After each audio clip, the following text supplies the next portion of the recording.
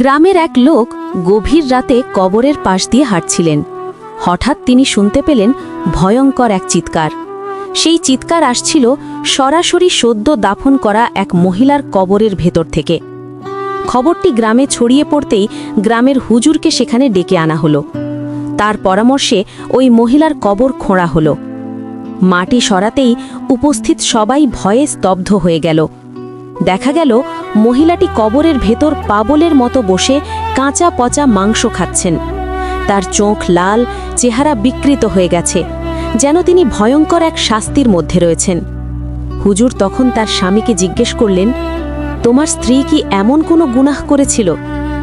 স্বামী কান্না করতে করতে বলল, হুজুর, আমার স্ত্রী জীবিত থাকতে মানুষের নামে গীবত করত। আমি কতবার তাকে নিষেধ করেছি, কিন্তু সে আমার কথা শোনেনি। হুজুর তখন সবাইকে উদ্দেশ্য করে বললেন, কারো গীবত করা মানে নিজের মৃত ভাইয়ের গোশত খাবার সমান। দেখো, আজ সে তারই পরিণতি ভোগ করছে। ভিডিওটি যদি আপনাদের হৃদয়ে সামান্যতম নাড়া দিয়ে থাকে, তবে দয়া করে একটি লাইক দিয়ে আপনার মূল্যবান মতামত কমেন্টে জানাবেন। আর নিয়মিত এমন শিক্ষণীয় ভিডিও পেতে চ্যানেলটি সাবস্ক্রাইব করে আমাদের সাথেই থাকার অনুরোধ রইল।